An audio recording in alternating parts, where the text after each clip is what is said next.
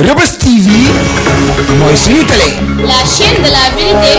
tasaare leen ko. bu leer boo xam ne il faut ñu wax ngeen xam ne que ci ñaari saal yi lakk yooyu rek la lakk bi yem weesuwul ñaari saal yooyu donc loolu aussi dafa nekk loo xam ni il fallait que ñu préciser ko nit ñi préciser leen ne leen bi muy lakk tamit infirmière si boo leen dégg ñu wax naan am na ñaar nit yu sauvé bi mu explosé comme dafa am gaar yooyu ñoom ñaar dañoo xëm ñoom ña fa nekkoon ñu sauvé leen jël leen yóbbu leen salle de réanimation reprendre leen ba ñu nekk ay nit normal donc loolu mooy li fi xew réellement ngeen xam ni que nag ndogal yàlla bu ñëwee kenn mënu si dara kon dañuy jàpp ne ndogal yàlla bu ñëw la amul négligence amul leneen parce que loo xam ne en 3 minutes lépp lakk na kooku nit négligence mënu fay am vraiment loolu la ñu bëggoon nit ñi xam ko bu baax a baax te mu bañ a nekk ay spéculation yoo xam ne amul njëriñ parce que tamit da ngeen fàttaliku ne ay njaboot lañu ñu perte seen i doom am nañu naqar famille yi perte seen i doom am nañu naqar kon balaa kenn di waxati dara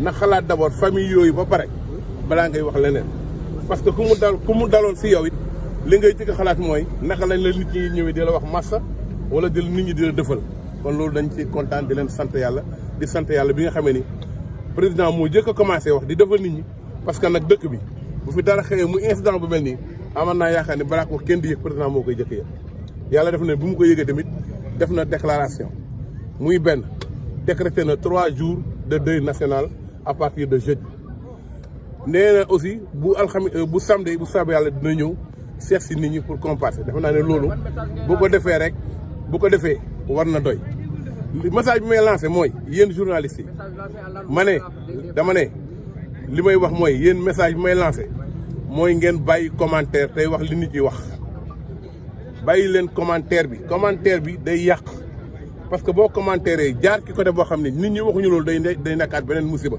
or nit ñi dañoo war a dëfal ñu teg loolu mooy sans message ngeen bu yem ci li nit ñi wax te ngeen dëfal nit ñi moo gën ngeen yokk tension nit du am naxar ñaari yoon loolu laa amoon li may wax ci olof. ay at ci ginnaaw xalifa bi waxoon na hôpital bi wérul. dama ne je m'excuse ce que vous voulez raconter ce que vous voulez dire actuellement ne concerne pas l'histoire qui nous réunit aujourd'hui. Les mots de l'hôpital, c'est pas ça, c'est pas de ça. Attendez, s'il vous plaît. S'il vous plaît, si vous voulez que je vous réponde, vous me laissez d'abord m'exprimer, après vous posez les questions que vous voulez, je vous réponds. Dans le cas contraire, on ne peut pas poser des questions et me laisser parler moi-même. Les questions, je vais vous répondre. Parce que moi, je n'ai pas peur de répondre à qui que ce soit. Je vous dirai exactement ce qui se passe parce que c'est mon rôle de maire de donner la situation exacte de la commune. Actuellement, l'incident qui s'est produit aujourd'hui, c'est un incident qui est venu comme ça, qui est venu sur l'hôpital parce que tout simplement, il y a eu un incident. Pendant le service, pendant que la sage-femme et l'infirmière étaient en train de s'occuper des enfants pour enlever leur couche et autres, il s'est trouvé qu'ils ont entendu une explosion. L'explosion est sortie des 2 salles qui sont réservées spécialement aux néonatales. C'est pour cette raison-là qu'il n'y a pas, l'enquête est en cours. Personne ne peut donner un avis ou bien quelque chose de plus sur ce qui s'est passé. Parce qu'on est en train de faire l'enquête.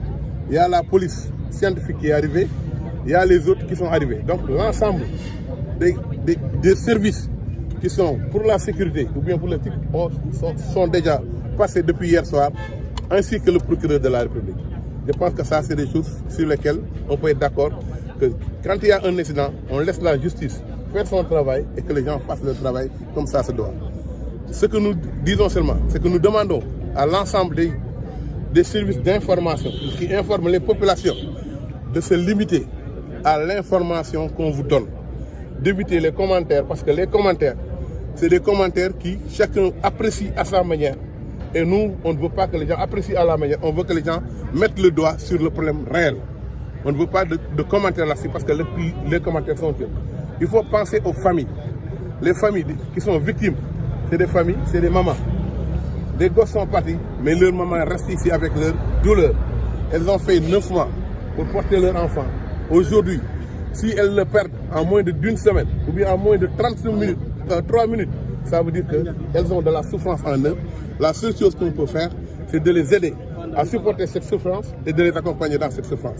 C'est ce qu'on est en train de faire. Monsieur le maire, qu'est-ce qui a causé l'explosion? Ce qui a causé l'explosion, je vais vous le dire actuellement. Ce qui a causé l'explosion, d'après les premières informations qu'on a eues. Maintenant, l'enquête va suivre son cours. Il paraît qu'il y a eu un court-circuit dans la salle. C'est un court-circuit intérieur dans la salle où les enfants étaient logés. Dans cette salle, il y a des circuits d'oxygène. Parce que ces circuits d'oxygène permettent de reprendre les enfants, de les permettre d'avoir la respiration normale et de gérer les couveuses en même temps. Parce que les couveuses, ça permet à l'enfant de respirer, mais la respiration, c'est de l'oxygène qu'on a introduit dans les circuits. Il paraît qu'il y a eu un court-circuit et il y a eu une fuite de gaz et que ça a explosé. Parce que ça a duré 1 seconde. Toutes les personnes qui étaient dans la salle, ce sont l'infirmière et la sage-femme, sont tombées, évanouies. On les a évacuées, on les a amenées en salle de réanimation. Aujourd'hui, elles n'ont rien du tout, elles se portent très bien. Donc c'est ça la raison de ce truc. Maintenant, on attend l'enquête qui va déterminer l'ensemble des points focaux parce que la police scientifique est arrivée et les autres sont arrivés. C'est pour cette raison-là qu'on dit que vous évitez les commentaires, c'est mieux pour nous que de faire des commentaires pour faire encore plus mal aux personnes qui ont des souffrances et nous souhaiterons que les gens soient plus responsables que ça. Ça permet aussi d'apaiser la population et de permettre aux gens de prendre leur mort, de les enterrer dans le truc. Parce que ici, c'est un pays de croyants. Là, c'est la ville sainte de Tivaouane. On ne peut pas avoir les mêmes comportements que les autres. Et on n'acceptera pas que les gens les poussent à quelque chose qui n'est pas réel. Et monsieur le maire, est-ce qu'il y a des bébés qui ont survécu? Le nombre de victimes. Monsieur le ministre, la salle, c'est une nouvelle salle. La salle, elle a été faite, inaugurée en décembre 2021. Ça veut dire que c'est de nouveaux équipements. C'est une salle nouvelle. Elle n'a pas encore fait 6 mois. Donc, l'entretien, elle est fait tout le temps parce que ça a été acheté par les moulins du Sénégal. C'est les moulins qui l'ont offert au niveau de l'hôpital de Tivaouane. Tout a été dans l'ordre. Il n'y a pas eu de problème de négligence, comme je vous dis. Donc, les entretiens ont été faits à l'heure, à temps, parce qu'il y a une période de garantie. Quelque chose qu'on a mis en 6 mois, sa période de garantie ne peut pas être partie. Donc, vous savez très bien que ça a été fait au fur et à mesure. Et à chaque fois, les entretiens ont été faits tous les 15 jours et tous les mois en fonction de ce qui s'est passé et en fonction des règles qui ont été édictées par la conduite d'affaires, par les services concernés.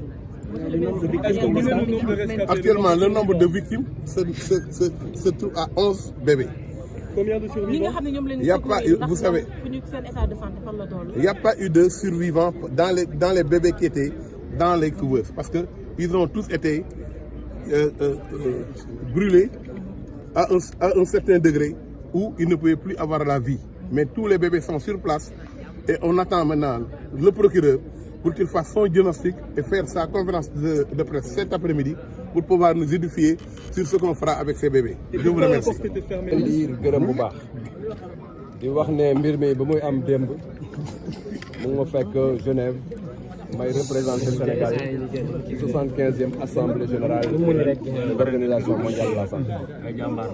ba ma ko yëgee la suspendre participation Sénégal à un niveau ministériel changer sama réservation départ 14 heures fekk ma fi ma jóge aéroport jubal directement seeti sëñ Ababacar Sy Mansour khalife général des Tidianes waxtaan ak moom ba ma waxtaan ak moom ba pare laa jubal fii si hôpital bi dem naa xool situation bi def naa benn réunion ak ki xamante ne moo jiite hôpital bi may wax ne maa ngi jaale bu baax famille yi di leen massawu parce que lu metti moo leen dal mais lu metti moo dal Tivaouane lu metti moo dal xalifa général mais lu metti moo dal askan bi yëpp maa ngi massawu bu baax a baax di wax ne nag fii ñu tollu tem xam nañ ne salle néonat bi mi ngi doon capacité am fukki bébé ak ñett la mais ba mbir mi di am fukk ak benn ñoo fa ñëw fi mu nekk nii nag mënuñu ci xuus trop parce que enquête technique bi xamante ne Senelec mu ngi koy def mu war a déterminer origine feu bi danañu ko jot incha allah foofu laa si yem di wax ne effectivement dem nañ seet aussi famille li ma wax mooy effectivement ñu ngi leen di massawu bu baax a baax a baax a baax parce que li leen dal vraiment laaj na accompagnement psychologique bu baax te actuellement d'ailleurs le professeur Aboussi mi ngi fii si hôpital bi ak équipe am pour ñu mën a def accompagnement psychologique bi xamante ne nécessaire na pour que ñu jàppale leen dellu seen maa ngi leen Reubeuss TV mooy suñu télé. La chaîne de la vérité. tasaare leen ko.